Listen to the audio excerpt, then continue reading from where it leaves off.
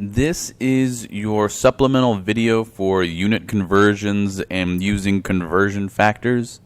This is not an assigned video. This is not an assignment. This is something that you can watch if you are seeking extra help or if you wanted some extra practice. Let's start with conversion factors. Conversion factors are fractions in which the numerator and the denominator are equal quantities expressed in different units. My example I have here is 1 inch is equal to 2.54 centimeters. These are the same lengths.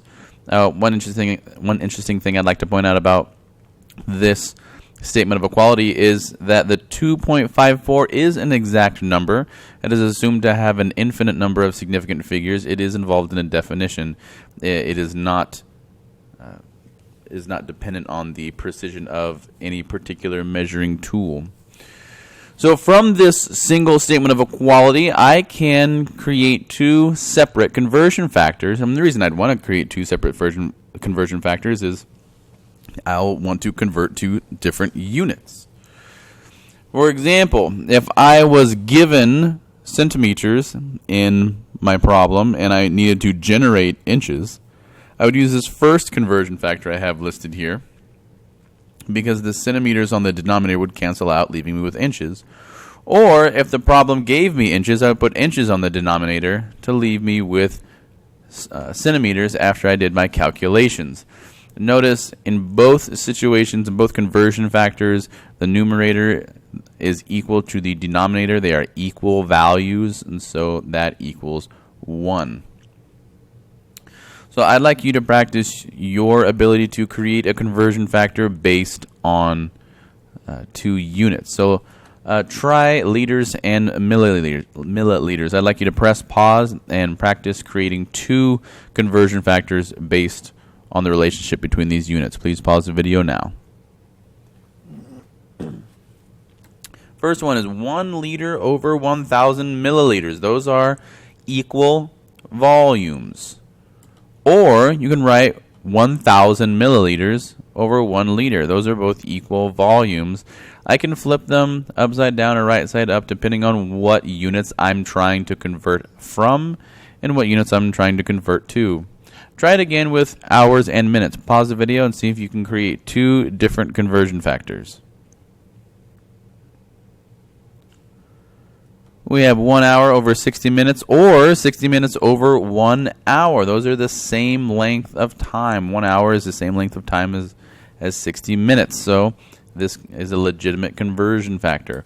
One more, try to relate meters and kilometers using a conversion factor.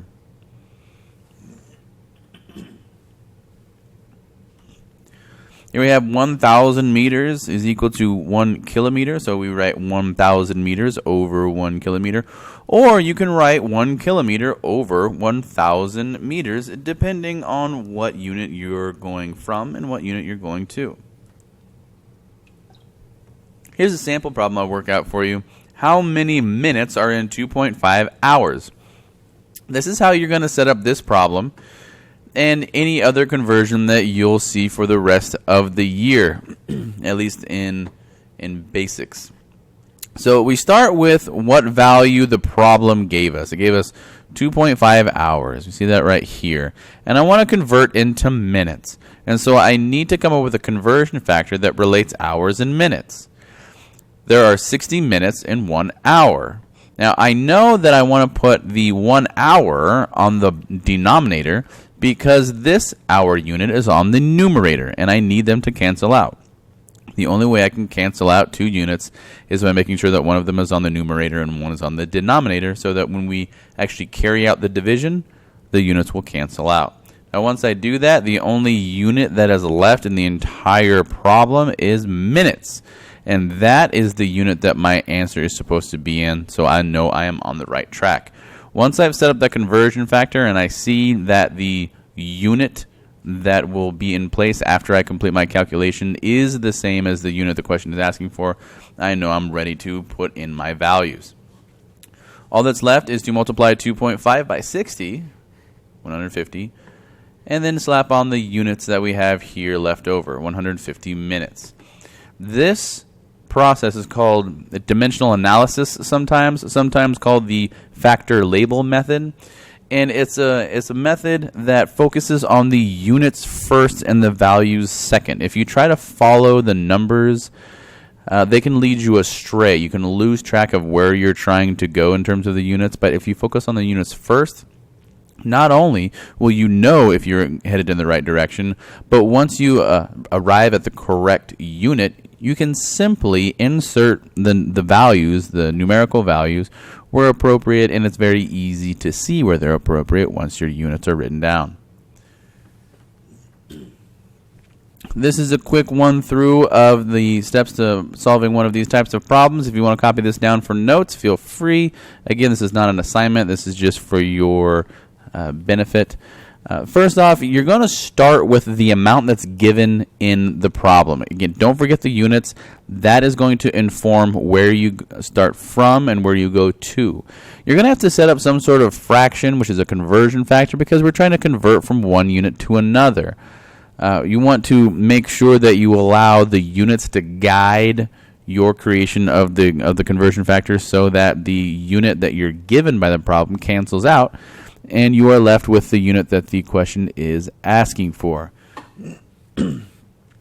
Once you have the units correct, set up in a way that will generate the units that are asked for by the question, then go back and insert your values and then do the actual calculations. Once you're there, you are done with the problem. Here's a sample problem. I'll try that procedure out. So let's assume that you have $7.25 in your pocket, and it's all made of quarters. It's $7.25 all in quarters. I'm asking you, how many quarters do you have?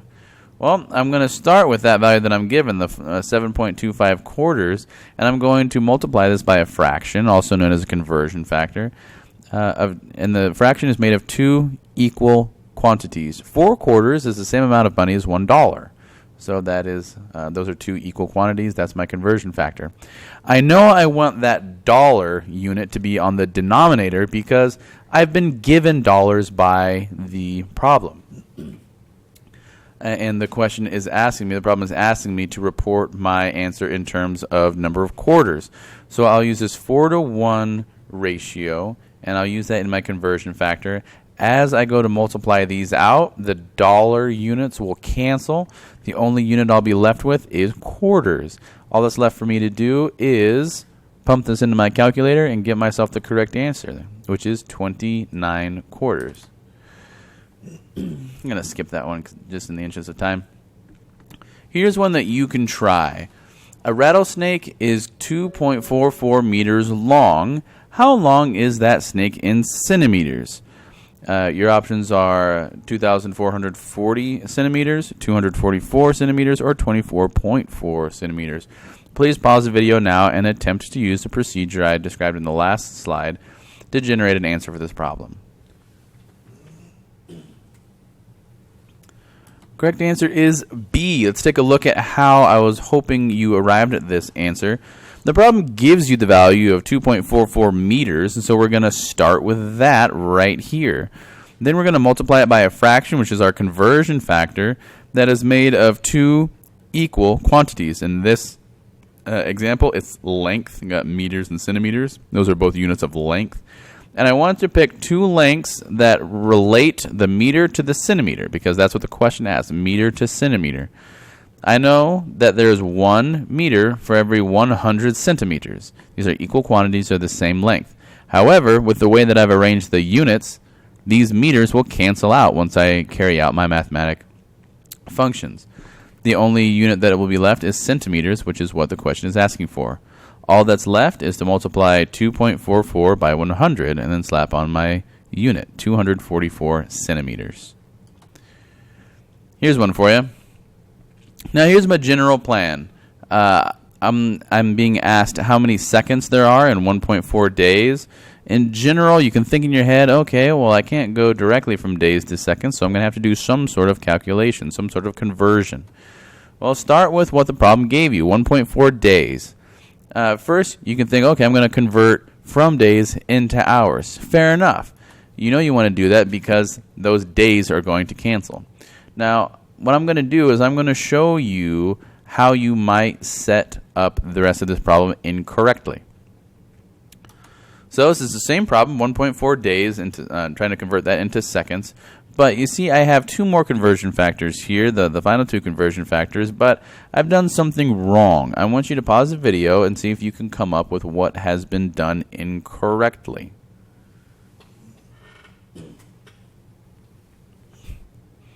Here we can see that by the way I've set up my units, the minutes may cancel right here, but nothing else does. All right, the units day are being multiplied by one another, so they won't cancel out. Neither will the hours, so those will not cancel out. I'll be left with those units in my answer. And the question is asking me for a number of seconds. And so the presence of some other unit is telling me that I've set this up incorrectly. So how do we set this up properly?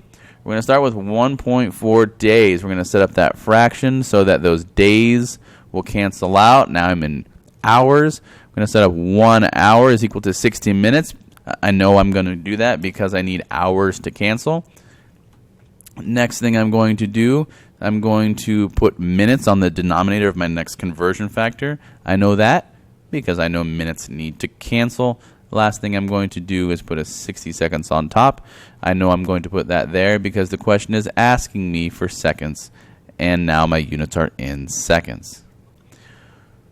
Now that you know that your conversion factors are set up correctly because they're going to result in the appropriate unit, now it's time to plug and chug into your calculator. This is what you should get, 120,960 over 1. So that's 120,960 seconds. However, I hope you've noticed that this doesn't have the proper number of significant figures. Here, 1 minute is equal to 60 seconds. That's a definition. That's an exact value. We actually assume that this has an infinite number of significant figures, so we're not limited by these significant figures. 1 hour is defined as 60 minutes. Again, that's a definition, not limiting the number of significant figures that we can use. Similarly, 1 day is defined as 24 hours.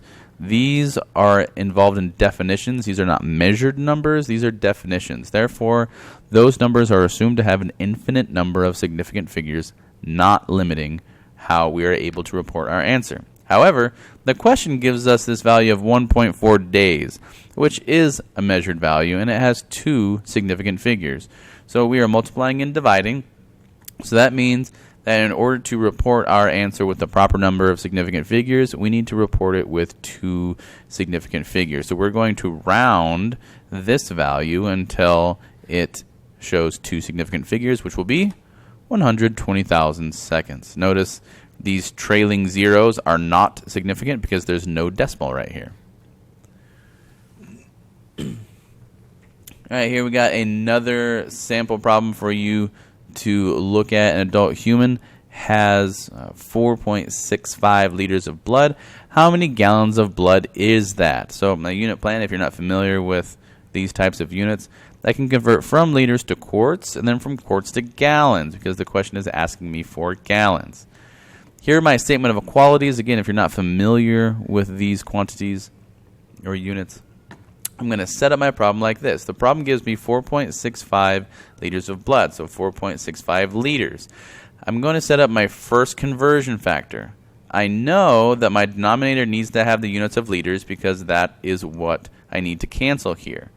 I need to find a statement of equality to set up my conversion factor that involves liters. I have that right here.